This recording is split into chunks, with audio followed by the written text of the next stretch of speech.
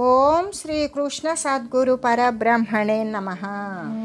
ఓం సచ్చిదానందరూపాయ కృష్ణాయ క్లిష్టహారిణే నమో వేదాంత వేద్యాయ గురవే బుద్ధిసాక్షిణే. ఓం సశంఖచక్రం సకిరీటకుండలం సపీతవస్త్రం సరసిగృహేక్షణం సహార వక్షస్థల కౌస్తుభశ్రియం నమామి విష్ణుం శిరసా చతుర్భుజం. అయితే శ్రీ మహాభాగవతము దశమ స్కందము పూర్వభాగము. అయితే కుష్మములాగా మృదువైన శరీరం కలిగిన కుమారులను తీసుకువచ్చి కఠోరమైన వజ్రాల వంటి మల్లులతో రాజు యుద్ధం చేయిస్తూ చూస్తూ ఉన్నాడు. ఏమాత్రము మంచితనం లేదు, మానండి చాలు అని కూడా అనడు. ఇంత దుర్మార్గుని పూర్వం ఎన్నడూ వినలేదు. సభలోని వారు కూడా చూస్తున్నారే కానీ చిన్నవారైనా ఈ పిల్లలకు మల్లురకు ఈడు కాదని సూచించలేకపోతూ ఉన్నారు. ఇది తమకు రాజుకు కూడా శోకం కలిగించేదే కదా అని పౌరకాంతలు అందరూ గుంపులు గుంపులే వేడి వేడి నిట్టూర్పులు విడుస్తూ తమలో తాము అనుకుంటూ ఉన్నారు. వేణునాళములమై వెలసిన మాధవుండధరామృతములిచ్చి ఆదరించు, బించదామములమై పెరిగిన వెన్నుండు మస్తకంబున దాల్చి మైత్రి నెరపు, పీతాంబరములమై బెరసిన గోవిందుడం సభాగమున బాయక ధరించు, వైజయంతి కలమై వాలిన కమలాక్షుడతి కుతూహలమున నరుతదాల్చు, ధనరు బృందావనంబున దరులమైన కృష్ణుడానందమున చేరి క్రీడ సల్పు, నెట్టి నోములనైన మున్నెట్టి విధములేల కామైతి మోయమ్మ ఇంక నెట్లు. మనము వేణుగులమై గనక ఉన్నామనుకో, మాధవుడు మనకు అధరామృతాన్ని ఇచ్చి ఆదరించేవాడు. నెమలిపించాల దండలై ఉంటే కృష్ణుడు తల మీద ధరించి మైత్రి చేసేవాడు. పీతాంబరాలమై ఉంటే గోవిందుడు మూపున ధరించేవాడు. వనమాలికలమై ఉంటే కృష్ణుడు కంఠాన ధరించేవాడు. బృందావనంలో వృక్షాలమై ఉన్న కృష్ణుడు మనతో ఆనందంగా క్రీడించేవాడు. పూర్వజన్మలలో నోములు నోచి ఇటువంటివి ఎందుకు కాలేకపోయాము కదా. ఇప్పుడెలా? పాపపు బ్రహ్మ గోపకుల పల్లెలలోన సృజింపరాదె మున్ని పురి లోపలన్, మనల నేల సృజించినటైన నిచ్చలుం జేపడుగాదే ఈ శుభగుజెందెడి భాగ్యము సంతతంబు, నీ గోపకుమారు బొందమును గోపకుమారికలేమినోచిరో. ఆ పాపపు బ్రహ్మ మనలను గోపకుల పల్లెలలో సృష్టించి ఉండకూడదా? ఈ పట్టణంలో ఎందుకు పుట్టించాడు? అలా అయితే రోజు ఈ సుందరుని పొందే భాగ్యం కలిగేది కదా. ఈ కృష్ణుని పొందడానికి పూర్వము ఈ గోపికలు ఏ నోములు నోచారో. గోపాల కృష్ణు తోడను గోపాలన వేలందు కూడి తిరుగు, నా గోపాలురెంత ధన్యులు గోపాలురకైన నైనిట్టి గురు రుచి గలదే. గోపాలకృష్ణునితో గోవులను కాచేటప్పుడు తిరిగి గోపకులు ఎంత ధన్యులయ్యారు. భూపాలురికైనా ఇంత గొప్ప రుచి అనుభవం అవుతుందా? శ్రమజల కణసిక్తంబై కమలదలేక్షణుని వదన కమలము మెరసెన్, హిమజల కణసిక్తంబై కమనీయంబగుచునున్న కమలము భంగిన్. స్వేద బిందువులతో కమలేక్షణుని యొక్క వదన కమలము మెరిసిపోతోంది. మంచు నీటితో తడిసి అందగించే కమలం లాగానే కృష్ణుని యొక్క ముఖ పద్మం ఉంది. సభకు బోవరాదు సభవారి దోషంబు నెరిగియూరకున్న నెరుగకున్నా, నెరిగియుండినయైన నిట్టట్టు పలికిన ప్రాజ్ఞుడైన బొందు బాపచయము. ప్రాజ్ఞుడు అసలు సభలోకే వెళ్ళకూడదు. సభ్యుల దోషం తెలిసినా తెలియకపోయినా తెలిసి ఇటు అటు పలికినా ఏ విధంగానైనా పాపమే కలుగుతుంది అని చాలామంది చాలా రకాలుగా చెప్పుకుంటూ ఉన్నారు. ఆ బాహుయుద్ధంలో ధృతి సెడిలోబడే మల్లుడ తులిత భవ జలధి తరికి హతరిపు పురికిన్ హితకరికిన్ ధృతగిరికిం దత హరిరవ భరిత శిఖరి ధరికిన్ హరికిన్. అప్పుడు జన్మ సముద్రాన్ని దాటించే నావ వంటివాడు, శత్రుపురాలను సంహరించేవాడు, ఏనుగుకు హితం చేకూర్చేవాడు, మరి కొండను మోసినవాడు, పెద్ద సింహగర్జనతో కొండ గుహలను పూరించినవాడు అయిన కృష్ణునికి మల్లుడు ధైర్యం చెడిలోబడ్డాడు. హరికి నిలోబడి బెగడక హరియురము మహోగ్రముష్టి ముష్టినహితుడు పొడువన్ హరి కుసుమ మాళికా హతకరి భంగి పరాక్రమించ కలహోద్ధతుడై. చాణూరుడు లోబడిన భయపడకుండా భయంకరమైన తన పిడికిలి చేత కృష్ణుని రొమ్మును పొడిచాడు. అయినా పూలదండతో కొట్టబడిన ఏనుగులాగానే లెక్క చేయలేదు కృష్ణుడు. యుద్ధంలో విజృంభించి పరాక్రమించాడు. సౌరినెరిజొచ్చి కరములు క్రూరగతిన్ బట్టి త్రిప్పి కుంభిని వైచెన్ సూరం గలహ గభీరున్ వీరుం జాణూరు ఘోరు వితతాకారున్. సూర్యుడు, కలహ గంభీరుడు, భయంకరుడు, పెద్ద శరీరం కలిగిన వీరుడు అయిన చాణూరుని కృష్ణుడు చేతులు బంధించి పట్టి గిరగిరా త్రిప్పి నేల కొట్టాడు. సోణితమునోరనులుకగ జానూరుండట్లుష్ణ సంభ్రామణ సంక్షీణుండై క్షోణింబడి ప్రాణంబులు విడిచె కంసు ప్రాణము కలగన్.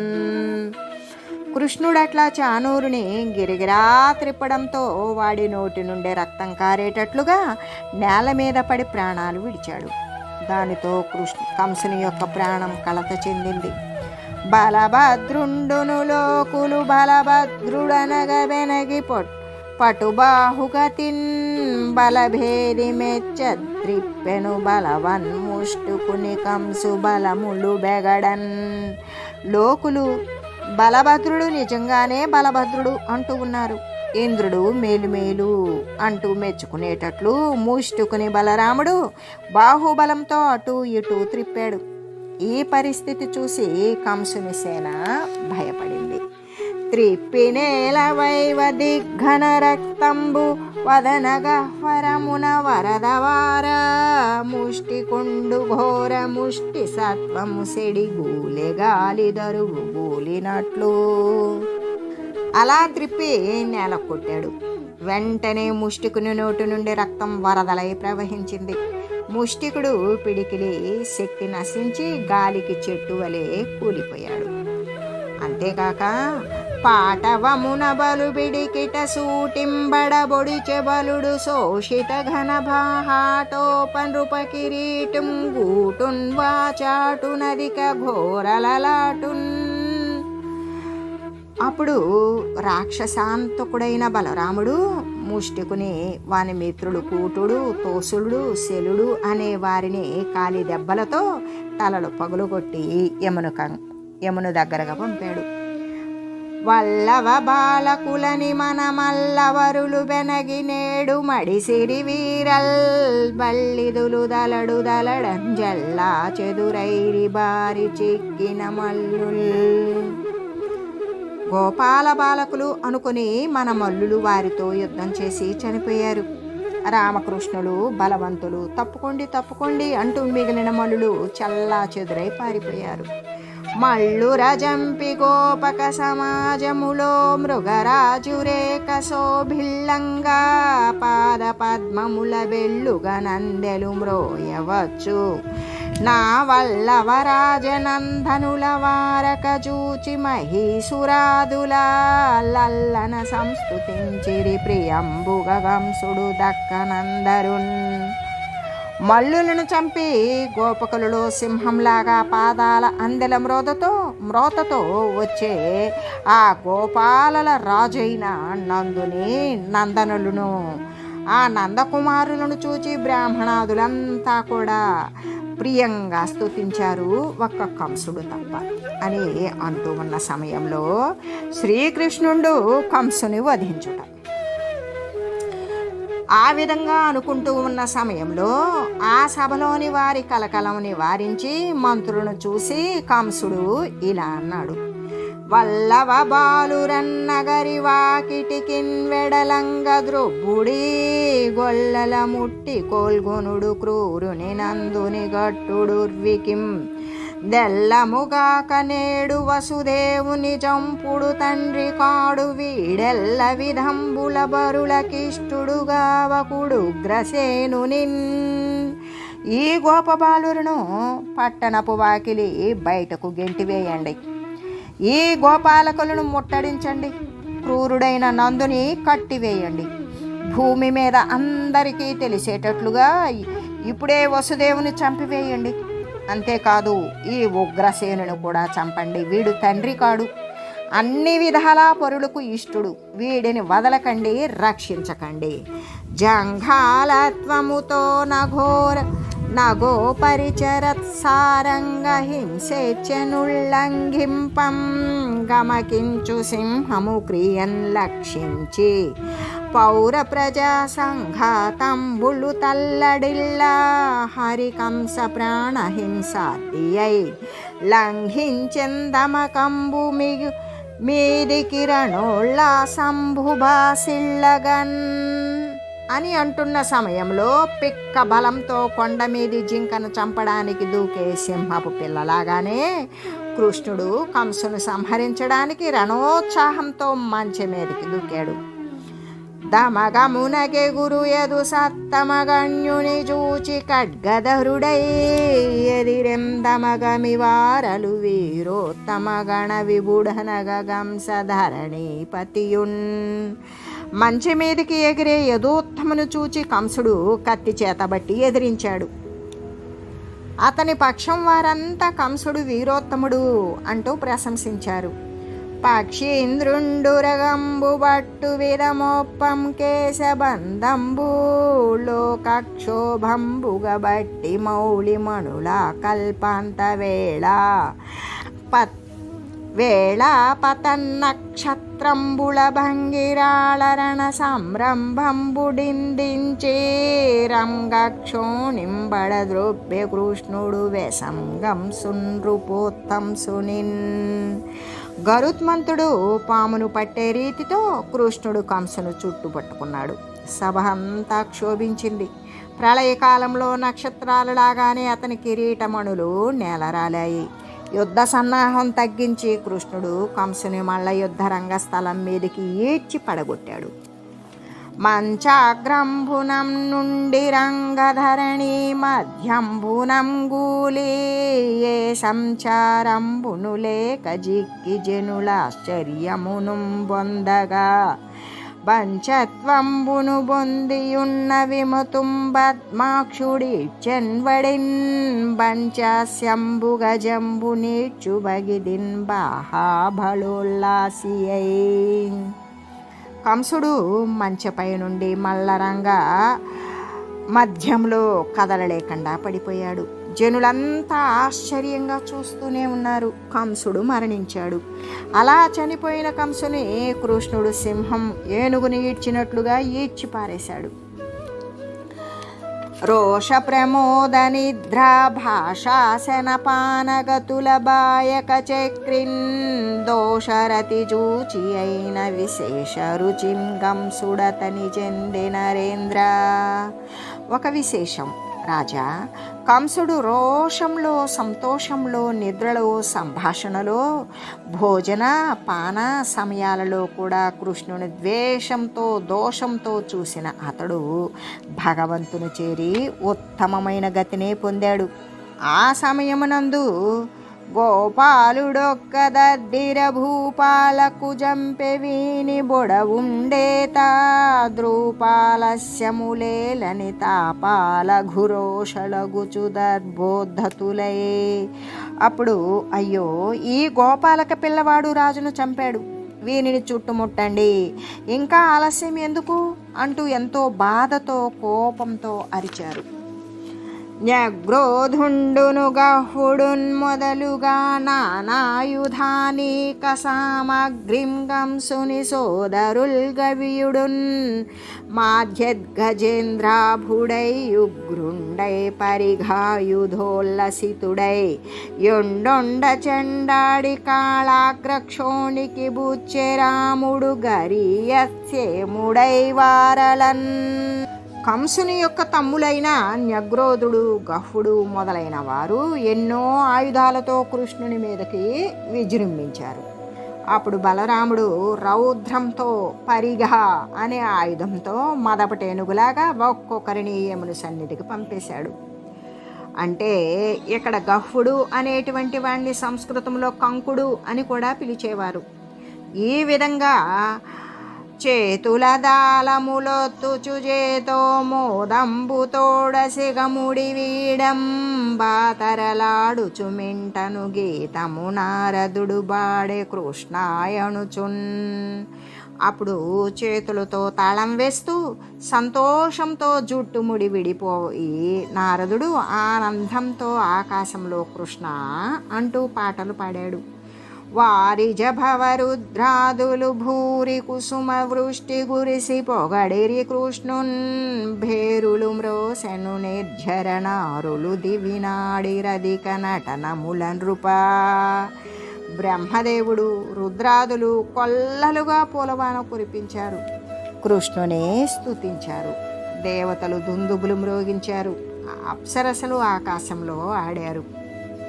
అప్పుడు కంసుడి యొక్క భార్యలు భర్త యొక్క మరణంతో దుఃఖిస్తూ చేతులతో తలలు మోదుకుంటూ కన్నీళ్లతో తడిసిన ముఖాలతో భవనాల నుండి వచ్చి వీరశయ్యను అలంకరించిన భర్తలను కౌగిలించుకొని విలపిస్తూ ఉన్నారు.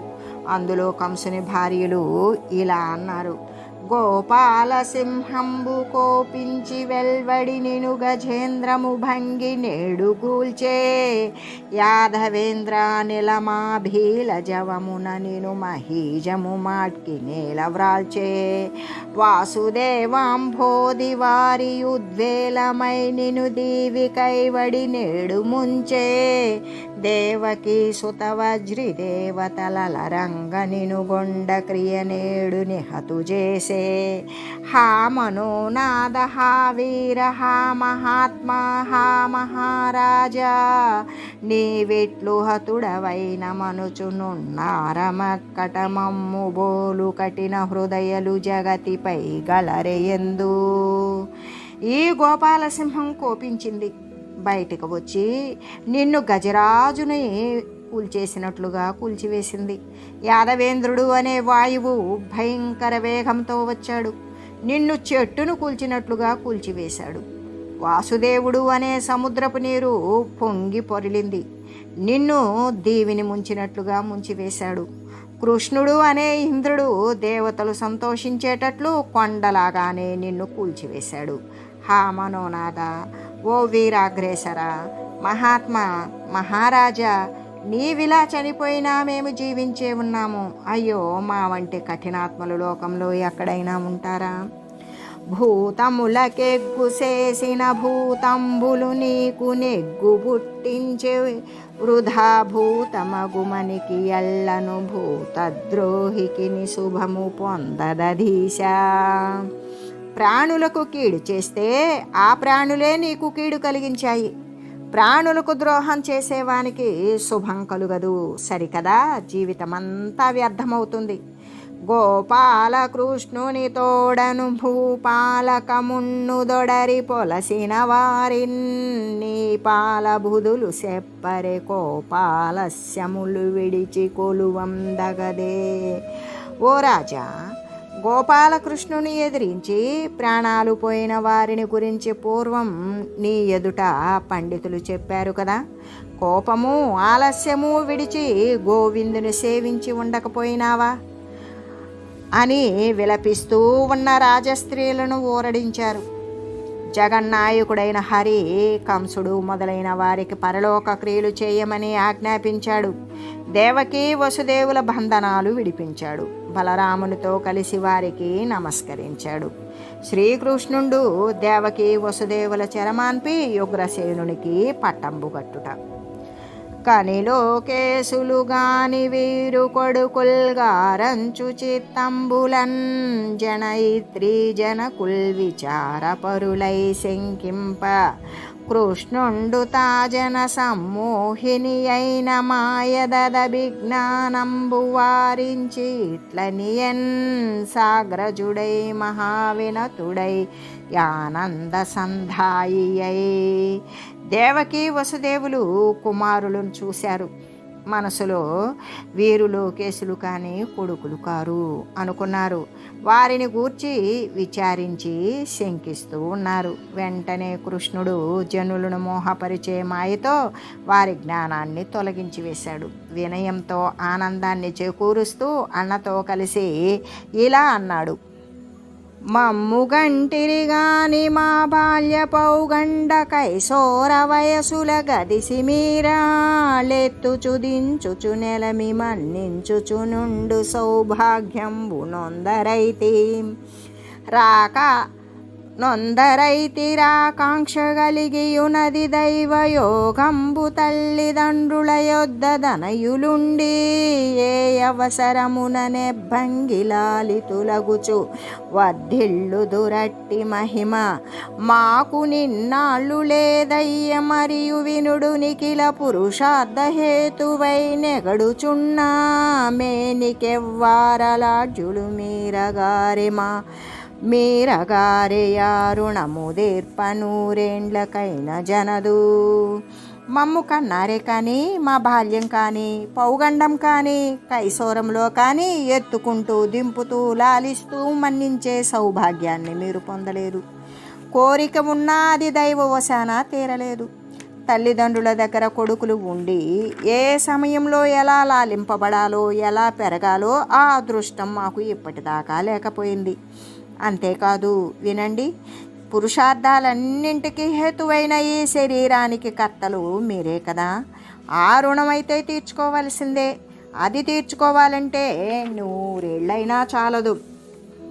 చెల్లుబడి గలిగి అవ్వడు తల్లికి తండ్రికి నిదేహధనముల వృత్తుల్ జెల్లింపడట్టి కాష్టుడు ప్రల్లదుడా మీదనాత్మ పలలాసియగున్. సమర్థుడై ఉండి కూడా తల్లిదండ్రులకు దేహంతో కానీ ధనంతో కానీ సేవ చేయనివాడు మరి కష్టుడు దుష్టుడు. వాడు చచ్చిన తరువాత పరలోకంలో తన మాంసాన్ని తానే తింటాడు. జననీ జనకుల వృద్ధుల ధనయుల గురు విప్రసాధుధారాదులనే జనుడు ఘనుడయ్యు బ్రోవక వనరును జీవన్మృతుండు వాడు ధరిత్రిన్. అంతేకాదు తల్లిదండ్రులను వృద్ధులను పుత్రులను గురువులు బ్రాహ్మణులు సాధువుల భార్యలు మొదలగు వారిని తాను సమర్థుడై ఉండి కూడా మరి రక్షించకుండా దీనాలాపాలు ఎవరైతే ఆడుతాడో వాడు జీవన్మృతుడే. జీవించి ఉన్నా కూడా చనిపోయిన వానితో సమానమే. ఎందుకు? ఎవరెవరిని? తల్లిదండ్రులను వృద్ధులను పుత్రులను గురువులను బ్రాహ్మణులను సాధువులను భార్యలను మొదలైన వారిని గనక వాడు సమర్థుడై ఉండి కూడా రక్షించకపోతే దీనమైన ఆలాపనలు చెప్తాడో వాడు నిజంగా బ్రతికి ఉన్నా చచ్చిన వాడితో సమానమే. జీవించి ఉన్నా కూడా చనిపోయిన వానితో సమానుడే, జీవన్మృతుడు అని చెబుతూ కారాశాలల మా నిమిత్తము మిముం గంసుండుగారింపగా వారింపంగ సమర్థతల్గలిగియున్ వారింపగా రాక నిష్కారుణ్యాత్ములమైన క్రూరుల మహాకౌటిల్య సంచారులన్ సారాతిక్షములారమమ్ము గొరతల్ సైరించి రక్షింపరే.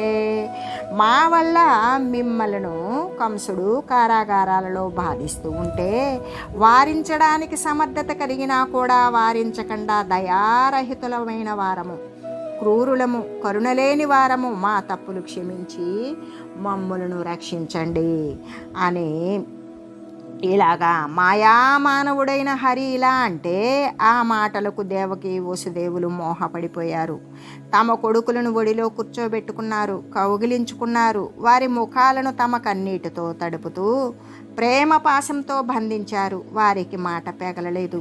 అప్పుడు కృష్ణుడు తాతగారైన ఉగ్రసేనును చూచి ఇలా అన్నాడు: అనఘయయాతి శాపమున యాధవ వీరులకున్నరేశ్వరాసనమున నుండరాదు నృపసత్తమరాజవు గమ్ము భూమికిన్ నేను గొలువంగ నిర్జరులు నీ కరిబెట్టుదురన్యరాజులం బనిగొనుటెంతరమ్ము జనపాలనశీలివి కమ్ము వెట్కతోన్.